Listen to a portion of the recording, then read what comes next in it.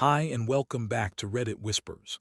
Tonight, I want to talk about the nature of forgiveness and the architecture of trust. I'm going to tell you a story about how I rebuilt my entire world on a foundation I thought was solid rock, only to discover it was quicksand. The first time my marriage was destroyed, it was by an act of infidelity, a common, ugly, and devastating betrayal. We survived it. We did the work, we went to therapy, we put in the excruciating effort to mend what was broken. I forgave her, and I believed we were stronger for it. The second time my marriage was destroyed, it was by something far quieter, a slow, meticulous erosion of trust that happened in secret for years. It was a betrayal not of the body, but of our shared future, a deception so profound it made the first one feel like a simple mistake. It taught me that sometimes the act of forgiveness can be twisted into the perfect cover for an even greater lie. Our story of recovery was, for a while, a source of quiet pride for me. After the affair came to light, we were shattered. The pain was biblical. Most couples don't come back from that, but we were determined to be the exception. We committed to radical honesty. We spent hours with a therapist, dissecting our resentments and failures. I learned to manage my anger and suspicion, and she, I thought, learned the importance of transparency. It took years, but we slowly, painstakingly rebuilt the trust between us. We reached a place of stability, a new normal that felt mature and resilient. The past was a scar, but it was a scar that had healed over, a reminder of a battle we had won together. To cement this new beginning, we set a goal, a powerful symbol of our renewed partnership: buying our first home. It became our shared obsession. We were a team. We drafted a strict budget, cutting out all non-essential spending. I took on side projects at work, and she started selling her crafts online, all of it funneled into what we called the house fund. We spent our weekends not at bars or restaurants, but at open houses, walking through other people's lives and dreaming about our own. We imagined where we'd put the couch, what color we'd paint the bedroom, the life we would build within those walls. It was more than just a financial goal. It was a physical manifestation of our rebuilt future, a declaration that we were not just surviving but thriving. After 2 years of relentless saving and diligent credit management, we reached our goal. We had the down payment. Our credit scores were pristine, or so I believed. We walked into the mortgage broker's office feeling triumphant, like a team that had just won the championship. The meeting was a blur of encouraging words and financial jargon. The broker was impressed with our savings, our income, our story. He ran the initial numbers and gave us the news we had been dreaming of. We were pre-approved for a loan that would get us the kind of house we wanted, in the neighborhood we loved. It was one of the happiest moments of my life. The finish line was in sight. The broker gave us our homework, a checklist of documents we needed to gather for the final underwriting process. Pay stubs, tax returns, and our most recent detailed credit reports. It was a formality, the last bureaucratic hurdle. That evening, the house was filled with a sense of excitement we hadn't felt in years. We ordered takeout to celebrate and talked late into the night about listings we'd seen. Later, after she had gone to bed, I sat down at my desk to assemble the digital paperwork. I felt a sense of profound satisfaction. We had done it. I pulled my own credit report first. It was exactly what I expected. A high score, no late payments, no surprises. I had been meticulous. Then, using the password for the credit monitoring service we shared, I logged in to pull hers. Her main score popped up on the screen, and it was good. I felt a swell of pride. We really were the perfect team. I downloaded the full PDF, the detailed report that lists every account, every inquiry, every line of credit. I was just scrolling through it, a cursory glance before saving it to our application folder, when my eye caught something. It was a credit card account from a bank we didn't use. I didn't recognize it. I leaned closer to the screen. The card had been opened about 18 months prior. The credit limit was high and the balance was significant, not a few $100s, thousands. My first reaction was simple confusion. This has to be an error, I thought. A mistake in the reporting, or perhaps even a sign of identity theft. There was no way this was real. We had a pact. No new credit without a conversation. It was one of the cornerstones of our rebuilt financial transparency. I tried to rationalize it. Maybe it was an old card she'd had before we met and had recently started using again for her craft business. But that didn't make sense. We had agreed all business expenses would go through a specific joint account. The feeling in my gut began to shift from confusion to a cold, familiar dread. It was the same feeling I'd had years ago, the sickening lurch of a world tilting off its axis. I kept scrolling, and then I saw another one, a retail store card from a high-end department store, also opened within the last 2 years, also carrying a substantial balance. My heart started to pound. I went from scrolling to dissecting, reading every single line item on the report, and I found a third entry. It wasn't a credit card. It was a personal loan from a fintech lender, the kind that advertises easy online approval. The loan amount was 5 figures. I quickly opened the calculator app on my computer. I started punching in the numbers, my fingers feeling clumsy and disconnected from my brain. The balance from the first card, the balance from the second, the outstanding amount on the personal loan. The total was a catastrophic number. It was a sum so large it would have instantly disqualified us from the mortgage. It was a sum so large it effectively wiped out more than half of the down payment we had sacrificed so much to save. This wasn't a mistake. This wasn't an oversight. This was a secret financial life, running in parallel to the one she was performing with me. The affair had been a betrayal of our past, a desecration of our history and our vows. I had grieved that, processed it, and eventually forgiven it. But this felt different. This was a betrayal of the future we had just spent years painstakingly building back from the ashes. She hadn't just broken a promise. She had taken our shared dream, the very symbol of our healing, and used it as a cover story while she secretly sank us into a chasm of debt. I stood up from my desk and looked out the window at the quiet, sleeping suburban street, the kind of street we were supposed to move to.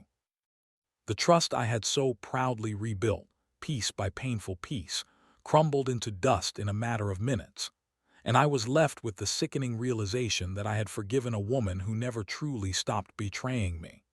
The silence that fell over our home in the days that followed was a living entity, thick and suffocating. The confrontation itself was a storm of tears and tortured excuses, but it was the quiet aftermath that did the real damage.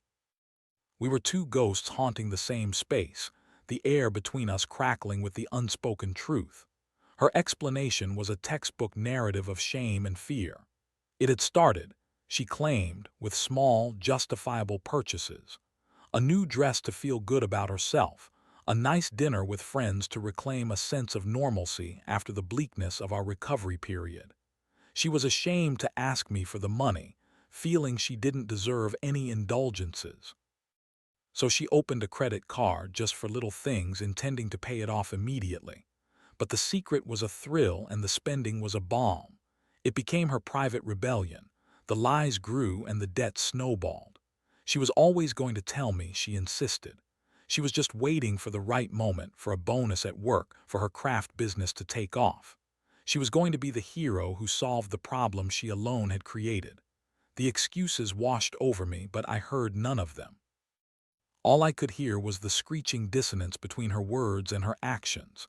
She spoke of shame, but her actions demonstrated a profound arrogance. She spoke of fear, but her deception required a cold and calculated courage. For years, she had looked me in the eye, day after day, while we reviewed our budget and celebrated our savings goals, all while knowing she was actively sabotaging our shared dream. The trust wasn't just broken, it felt as though it had been a figment of my imagination all along. My grief quickly hardened into a cold, grim necessity. I was no longer a husband trying to understand his wife. I was a forensic accountant trying to assess the full scope of a financial disaster. I demanded everything. Every password, every statement, every login to every account she had. The picture that emerged was far more detailed and devastating than the initial credit report had revealed. She had a secret bank account, opened with her maiden name, that she funded with cash. She would get cash back during grocery runs and deposit it, or she would underreport her earnings from her craft sales. It was a meticulously managed slush fund, just enough to make the minimum payments on her mountain of hidden debt, keeping the accounts current and preventing the late payment notices that might have alerted me. I spent hours, days, creating a spreadsheet, a ledger of her betrayal. I categorized the spending, and a portrait emerged of a life I had no idea she was living. There were charges for boutique hotels in our own city, which she had explained away as writers' workshops. There were expensive lunches and cocktails at places I couldn't afford, with friends of hers I barely knew. There were thousands upon thousands of dollars spent on clothes, shoes, and handbags, most of which I had never even seen, likely squirreled away somewhere. She wasn't just spending, she was curating an entirely separate existence, a life free from the baggage of our past, financed by the future she was stealing from us. The timeline was the cruelest part. I charted the date each secret account was opened and when the spending began to accelerate. It wasn't in the immediate, raw aftermath of her affair. In those first months, we were both transparent to a fault, our finances and emotions under a shared microscope. The deception began later, about a year into our recovery. It started almost to the day after a major breakthrough in therapy, a session where I finally, tearfully, told her that I was letting go of the past and was ready to trust her completely again. That was the moment she chose to begin. My forgiveness had not been a foundation for her to rebuild upon. It had been the opportunity she was waiting for. My trust was not a gift she cherished.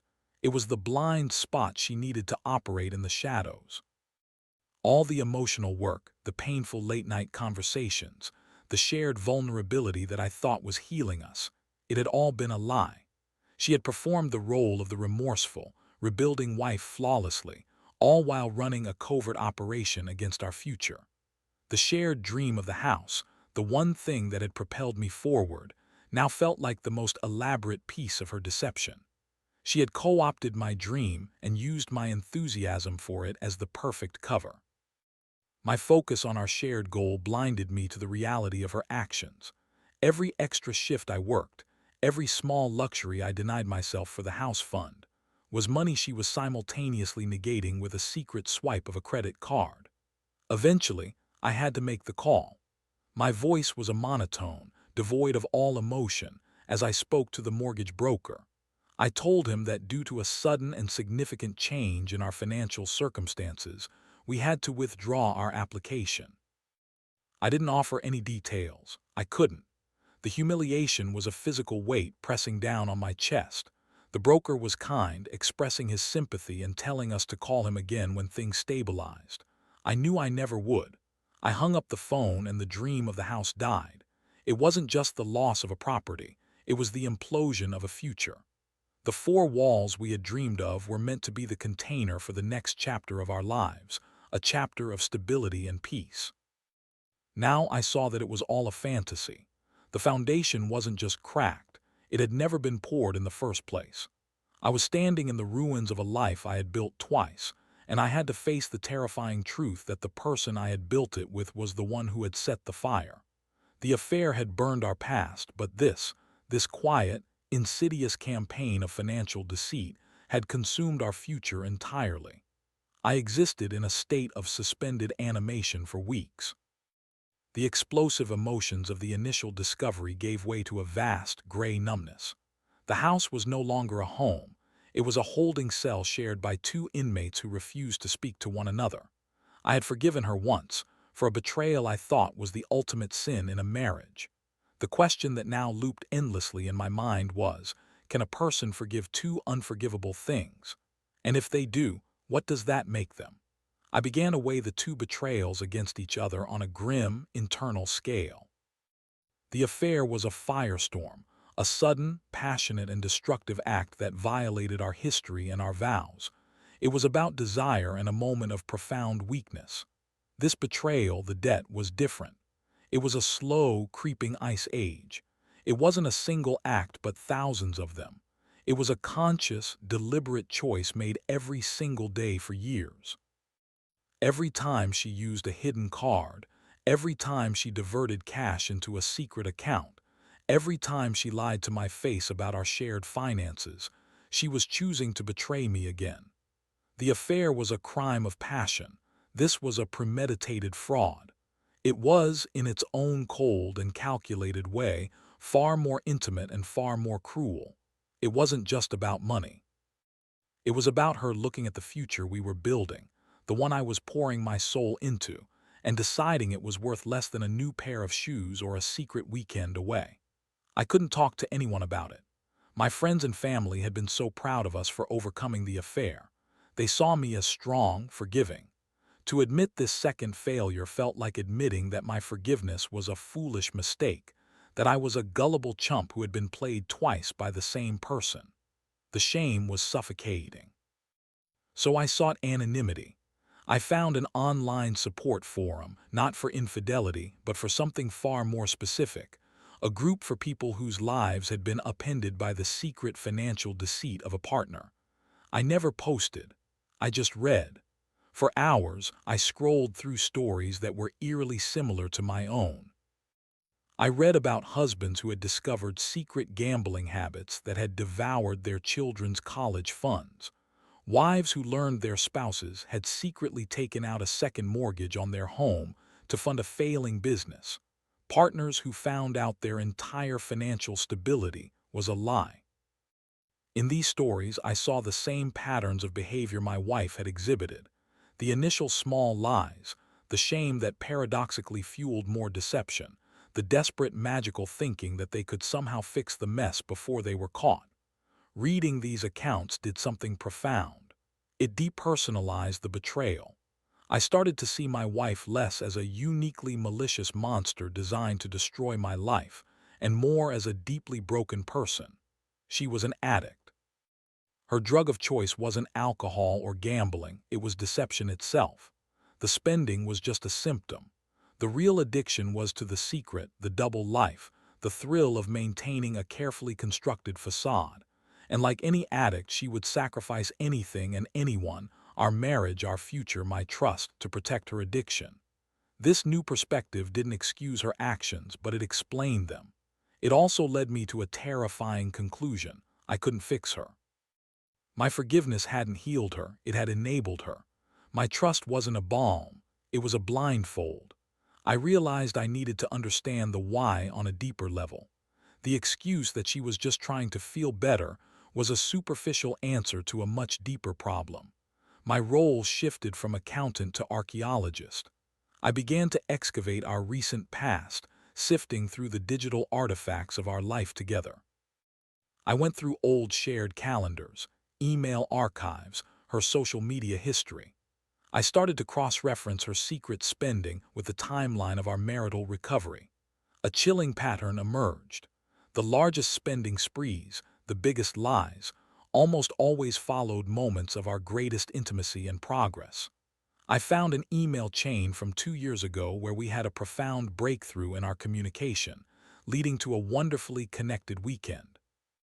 The following Monday, her secret credit card statement showed a $2,000 charge at a luxury boutique.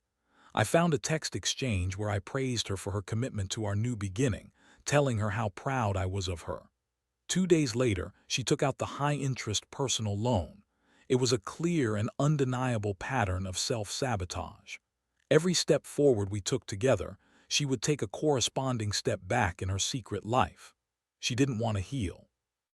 She didn't want a rebuilt marriage. The role of the forgiven wife was a cage. My presence, my forgiveness, was a constant, living reminder of her greatest shame. The more I forgave her, the harder she worked to prove she was unworthy of that forgiveness. Her secret world of debt and consumption wasn't a life she was building without me. It was a bunker she was building to hide from me, to escape the crushing weight of my grace. The final piece of the puzzle came from a small, recurring charge on one of her hidden statements. It was a monthly payment to a local self-storage facility. The fee was too high for a small locker. Why on earth would she need a large storage unit? We lived in a house with a garage and an attic. There was no logical reason. An icy dread washed over me. This wasn't just about clothes or a secret bank account. This was something else. I drove to the facility, my mind a blank slate of fear. I didn't have a unit number or a key, but I had her name and the automatic payment information on my phone.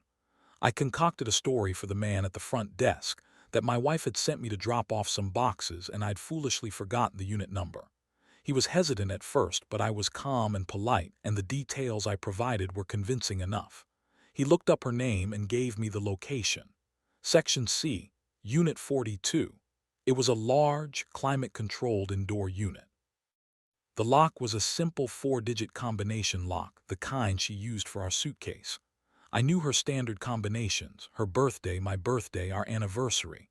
The third one I tried, our anniversary date, clicked open. The irony was a physical blow. I slid the heavy metal door up and my breath caught in my chest. It wasn't filled with shopping bags or boxes. It was a room. It was set up like a small, grim apartment. Against one wall was a daybed, neatly made. Next to it was a small bookshelf filled with her favorite novels. A mini fridge hummed quietly in the corner. There were boxes carefully labeled kitchen, clothes, personal. This wasn't a spending problem. This wasn't self-sabotage. This was an exit plan. This was a meticulously prepared escape hatch from our marriage. She hadn't just been lying about the money. She had been actively, physically building the infrastructure for a life that did not include me. The depth of the premeditation was staggering. The affair might have been a mistake, but this was a strategy. I drove home from the storage facility in a state of preternatural calm. The rage, the grief, the confusion, it had all burned away, leaving behind the cold, hard ash of certainty. There was nothing left to say, nothing left to argue about. The truth was no longer a matter of perspective. It was a physical reality contained within a 10 by 20-foot metal box. When I walked into the house, she was in the kitchen preparing dinner, a perfect portrait of domestic normalcy.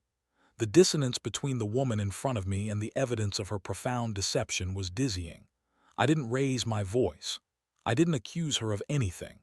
I simply took out my phone, pulled up the picture I had taken of the interior of her storage unit, the made-up daybed, the humming fridge, the carefully packed boxes, and placed it on the kitchen counter in front of her. She looked down at the phone. Her body went rigid. The color drained from her face. In that single, silent moment, every lie she had ever told, every excuse she had ever prepared was rendered obsolete. The game was over. She had no more moves to make. Our marriage ended right there, not with a fight, but with the quiet, devastating finality of a photograph. The process of our separation was as methodical and impersonal as the dissolution of a business partnership. The emotions had been exhausted. All that remained was the grim logistics of untangling two lives. We were no longer a husband and wife navigating a crisis. We were two opposing parties in a negotiation, each represented by a lawyer.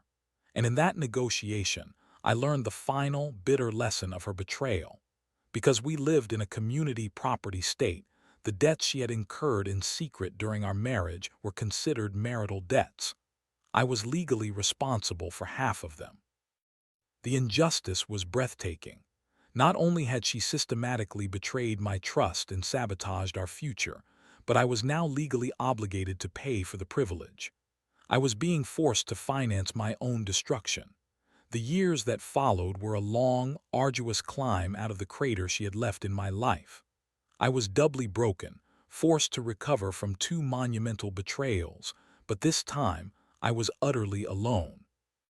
I sold the house we had shared, the place where I had been both betrayed and lied to, and moved into a small, Spartan apartment. I took a second job, working nights and weekends as a consultant. My life became a simple, relentless loop of work and sleep. I lived as frugally as possible, every spare dollar going towards paying down the mountain of debt that now bore my name. Each payment felt like a small act of rebellion, a reclamation of the future she had tried to steal. The financial recovery was brutal, but the emotional recovery was harder. I had to learn to trust again, and the first person I had to learn to trust was myself.